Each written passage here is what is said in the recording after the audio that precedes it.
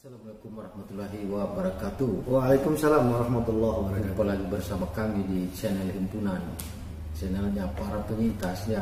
Kali ini saya bersama Bung Fandi Katiwi, seorang aktivis senior dari gerakan mahasiswa di Provinsi Gorontalo. Jadi kita akan membahas tentang yang lagi ramai dan cukup aktual dan tentu saja penuh polemik dan gesekan panas dengan kondisi hari ini di tengah pandemik. Kemudian bahan bakar minyak dinaikkan dan banyak demonstrasi dari rakyat atau mahasiswa protes. Jadi kita akan membahas kali ini dan kita akan tanyakan langsung pada Bung Fandi Katiwi bagaimana sikap tentang kenaikan BBM. Menurut Bang Fandi, apa sikap yang harus kita lakukan gitu? Ya, terima kasih. Assalamualaikum warahmatullahi wabarakatuh. Yang pertama-tama memang dinamika kenaikan BBM ini berdampak di seluruh ya faktor-faktor kehidupan masyarakat. Tentunya kalau saya tidak salah dengar, salah satu ya, maaf ya, salah satu dinaikkannya atau dicabutnya subsidi BBM yang berimbas pada kenaikan harga BBM di lapangan itu akan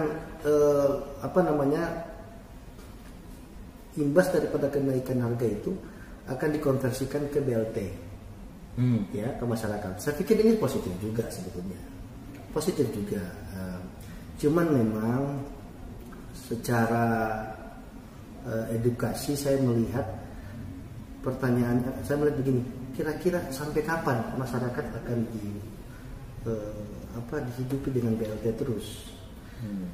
Saya berpikir ya itu penting karena juga mungkin di bawah itu ada masyarakat yang memang sama sekali hampir tidak berdaya ya. Tetapi ingat bahwa pada penerimaan BLT juga itu Bung Wahab, ada juga orang yang mampu. Nah tentunya ini yang kemudian dianggap sebagai penyaluran BLT yang tidak tepat sasaran. Itu yang paling utama. Cuman maksud saya imbas daripada kenaikan BBM ini yang tadi berpengaruh di semua sektor. Bahan pangan naik, semua jadi naik. Maka ini yang menjadi kontroversial daripada anggapan para intelektual kita, yaitu khususnya adik-adik mahasiswa, Bung Wahab ya. Nah, sehingga memang dilematis memang ketika kita semerta-merta menerima kenaikan BBM ini, memang dilematis. Di sisi lain, seperti yang diberitakan bahwa harga minyak dunia itu turun, bahkan di beberapa anjlok ya. Kalau soal anjlok saya nggak tahu, tapi di beberapa negara itu pun malah justru menurunkan harga BBM mereka. Nah, malah justru di Indonesia hari ini naik gitu. Ya, setahu saya kemarin Amerika Serikat itu kisaran mendekati hampir $5. $5 ya. Ya, saat ini sudah $3 ke atas gitu. Nah, itu juga yang jadi alasan yang saya baca di semua media, media sosial maupun media elektronik ya, itu menjadi salah satu dasar protes. Betul. Ya. Nah, gelombang demonstrasi ini kan sudah hari ke-11 dan besok ya? Sudah hari ke-11 dan besok Senin ada lagi. Oh ya. Nah, itu akan seperti apa nantinya demonstrasinya ini jika pemerintah tetap tidak menurunkan harga bahan bakar minyak? Apakah akan terus demo mahasiswa? Secara langsung saya nggak tahu, cuman berdasarkan pengalaman dulu ya, kami pernah melakukan hal-hal yang sama bahkan semenjak tahun 2000-an kalau nggak salah. Tentunya tuntutan mahasiswa satu, bagaimana tuntutan mereka itu diperhatikan. Nah, case-nya adalah menurunkan kembali harga BBM. Nah, saya khawatir Jadi ini masih bisa turun harga BBM ini. Soal dia masih bisa atau enggak, menurut saya ini Bung Wahab tergantung kepiawaian daripada pemerintah itu sendiri. Apakah mau mendengar keluhan masyarakat? Apakah mungkin ini bisa ditinjau kembali? Beberapa waktu di zaman pemerintahan sebelumnya ada memang menaikkan dan menurunkan kembali BBM. Nah, jadi pernah ada kisah menaikkan dan menurunkan. Nah, kami berharap pemerintahan hari ini juga seperti itu. Ketika mungkin hari ini dinaikkan dengan alasan-alasan itu, ya siapa tahu besok akan diturunkan. Ya, karena kalau kita mengikuti mekanisme pasar minyak dunia, ketika dia naik, harga naik. Ketika dia turun kan logika pasar ketika kita harusnya turun juga. Dan begitu pemahamannya masyarakat dan mahasiswa ya. Pada umumnya ya gitu. Nah, kita berharap itu tetap ada penyesuaian kembali gitu. Nah, bahkan saya pikir gerakan mahasiswa ini tidak akan berhenti kemungkinan ketika ini belum ada jawaban pasti dari pemerintah. Nah, harusnya ada jawaban pasti dari pemerintah ke depannya seperti apa. Mungkin ya dia bilang oke, kalau di saat tuntutan mahasiswa kami terima, mungkin dealnya ketika ini benar-benar sudah normal kembali akan diturunkan. Mungkin ini bisa mengobati sedikit hasrat mahasiswa dalam rangka menuntut diturunkan harga BBM. Mungkin ini salah satu. Nah, ini harus ada tindakan-tindakan seperti ini juga agar supaya bisa balance gitu. Iya. Seperti yang kita ketahui bahwa memang terlihat mahasiswa demo kali ini cukup bersemangat dan agresif.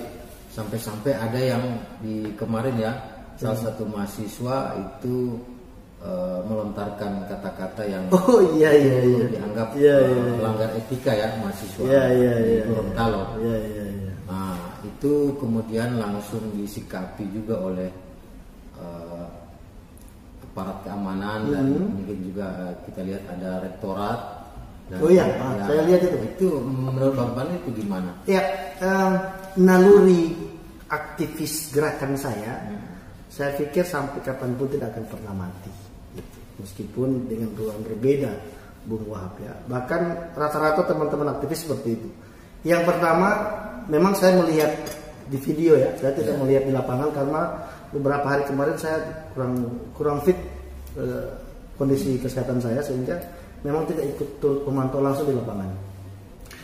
Memang apa yang kalimat yang seharusnya kurang pantas dilontarkan oleh adik-adik ini, saya juga sebetulnya secara pribadi menyesali karena memang saya tidak pengen kualitas daripada penyampaian aksi, bahkan kualitas daripada orasi mahasiswa itu jangan sampai di mata publik itu baik lokal Gorontalo maupun secara nasional jangan sampai menurunkan kualitas orasinya mereka intelektual, karena harus disadari bahwa mahasiswa itu adalah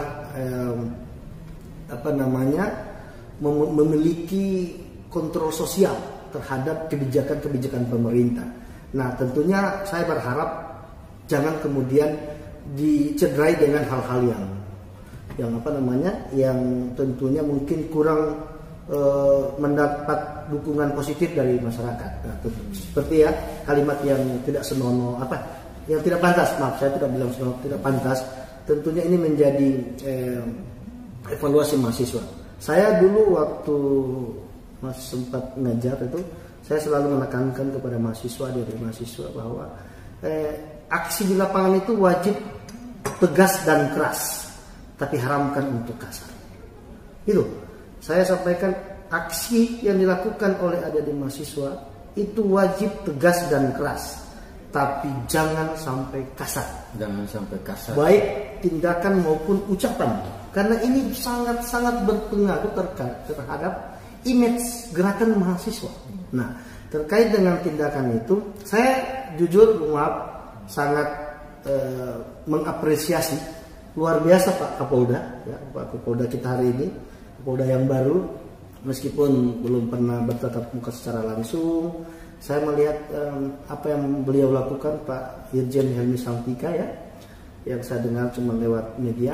Tindakan itu sangat edukatif sekali, tidak menghukum secara dengan badan tetapi memberikan tindakan edukatif dengan cara ya saya dengar kemarin diusulkan ke rektorat ya, Pak Rektor juga membuat paper itu, tulisan terkait dengan apa itu.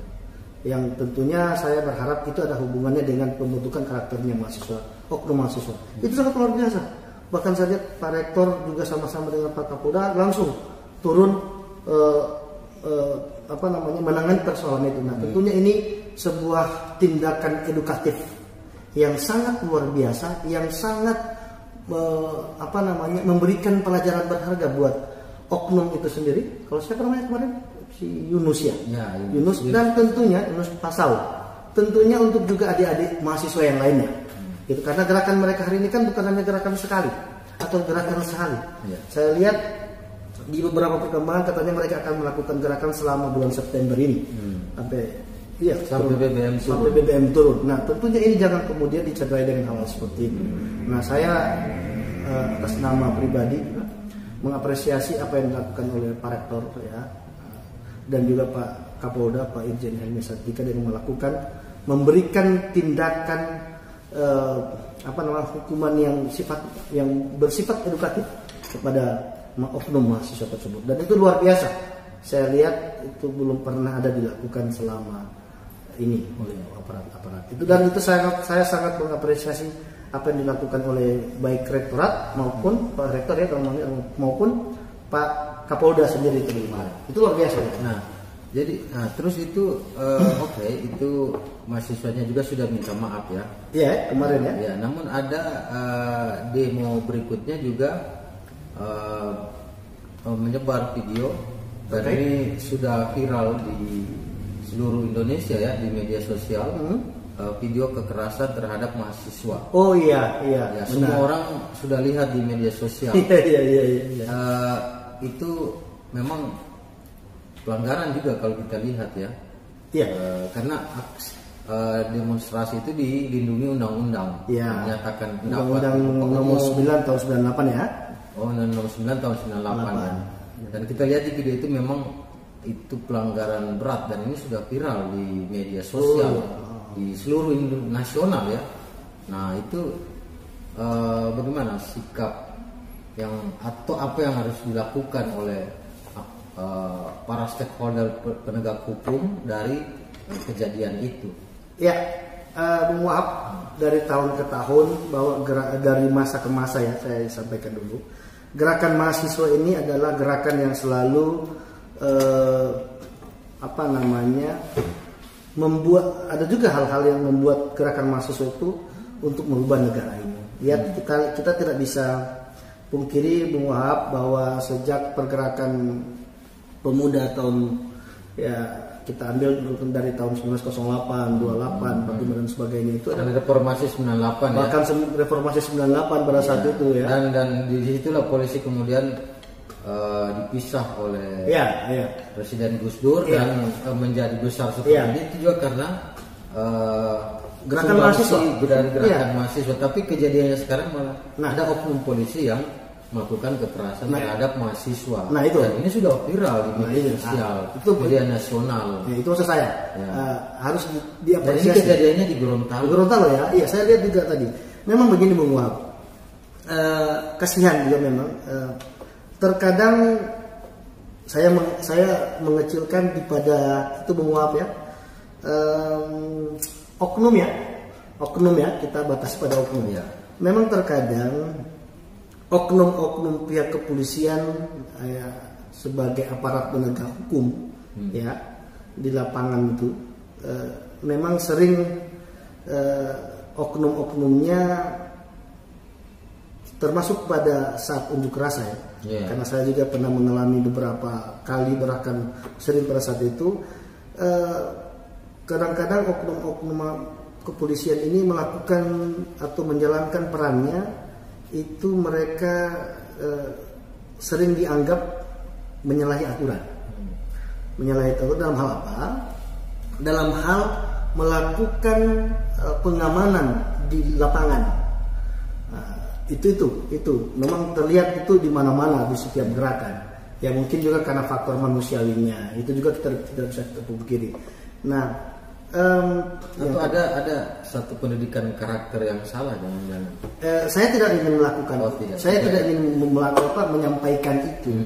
Namun tetapi hari ini kita meyakini bahwa kita butuh polisi hari ini. Ya. Sehingga image-image yang dibentuk oleh beberapa kalangan bahwa tidak percaya kepada polisi, saya secara pribadi nggak setuju terkait dengan itu. Apapun itu polisi, sampai kapanpun kita membutuhkan polisi. Masih ada polisi baik ya? Masih ada polisi baik, masih banyak. Bahkan lebih banyak dari yang tidak baik. Ada oknum-oknum yang tidak baik, maksudnya banyak sekali. Tetapi memang di lapangan ya, saya ambil konteks itu dulu ya, gerakan dulu ya. Pengamanan itu memang ada, kita tidak bisa mungkin menguap. Ada memang banyak kejadian seperti banyak kejadian di Gorontalo. Iya, bahkan juga saya pernah merasakan itu baik di Gorontalo, di Jakarta, dimanapun kita pernah melakukan aksi-aksi tuntutan mahasiswa dan masyarakat. Memang dia terbatas pada oknum-oknum. Tentunya mungkin menurut saya oknum-oknum ini belum siap secara mental. Nah memang itu yang mungkin ya belum siap secara mental, sehingga pada waktu melakukan pengamanan itu mereka terkesan di luar dari kontrol gitu. Sehingga saya beberapa kali membaca peraturan Kapolri bahwa ya terkait dengan masalah tata cara, kalau nggak salah tata cara penyelenggaraan pelayanan dan pengamanan kalau nggak salah, dan penanganan tentang penyampaian pendapat di muka umum. Kalau saya nggak keliru itu sudah beberapa kali mengalami perubahan manual. Itu sudah beberapa kali mengalami. Tidak keliru ya. Seingat saya terakhir itu peraturan Kapolri nomor 7 tahun 2012. Ya. Nah, Perkap nomor 7 tahun 2012 itu yang tentang tata cara penyelenggaraan ya pelayanan, pokoknya seperti itulah, masalah penanganan penyampaian pendapat di muka umum. Saya ingat betul kalau nggak salah, mudah-mudahan belum direvisi pasal itu, di halaman 16 ya, halaman 15, 14, 15 atau 16 itu, di halaman itu ada pasalnya, pasal 26 Bung Wahab. Ketentuannya memuat beberapa poin dalam pasal itu, beberapa ayat. Yang pertama itu terhadap peserta ya seperti jadi Bung Wahab, dalam penanganan pengamanan dan penanganan perkara terkait dengan penyampaian pendapat itu sudah ada perkap yang kemudian sudah diatur. Kalau saya tidak salah terakhir itu Perkap nomor 7 tahun 2012 ya tentang tata cara penyelenggaraan pelayanan pengamanan kalau nggak salah dan penanganan perkara tentang penyampaian pendapat di muka umum. Nah, ada beberapa pasal Bung Wahab ya. Yang pertama di halaman 16 itu pasal 26. Yang pertama menyatakan bahwa terhadap peserta yang taat hukum itu wajib harus tetap dilakukan perlindungan hukum.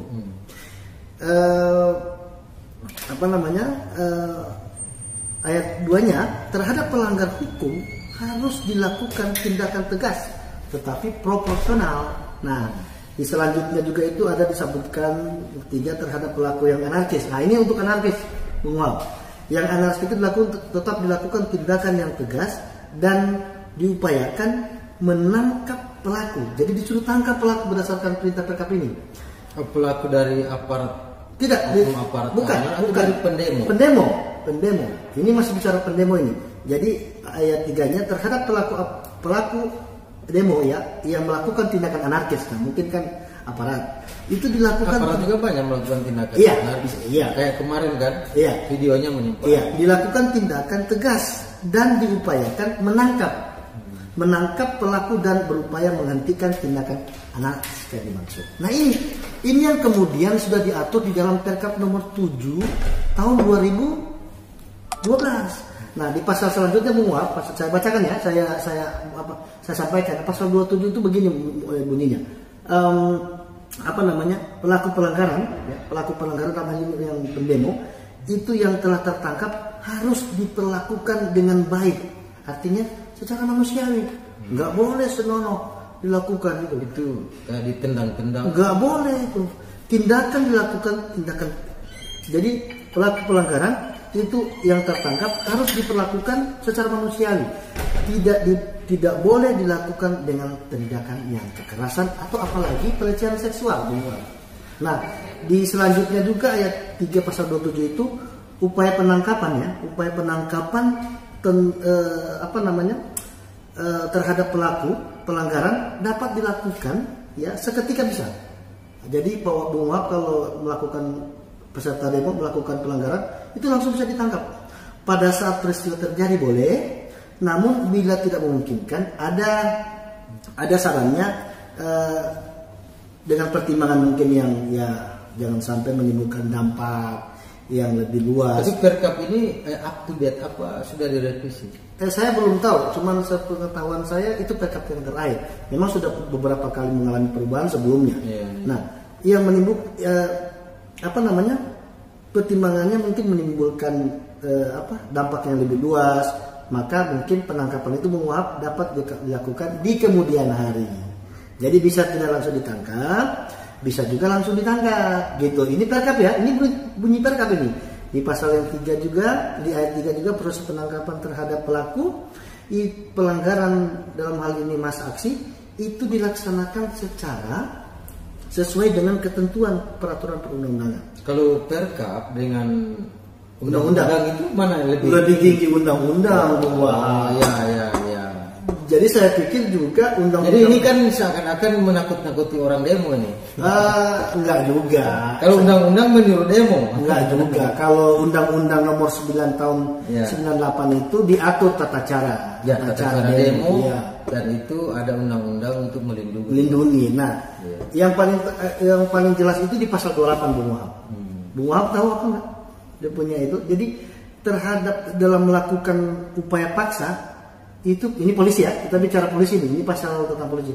Dalam upaya melakukan paksa, aparat itu diperintahkan untuk menghindari hal-hal yang bisa terjadi kontraproduktif. Seperti apa? Nah, yang pertama itu Muhab, tindakan aparat yang spontanitas, marah, emosional. Itu tidak boleh ya? Itu nggak boleh. Itu ada dalam peraturan Kapolri. Ada.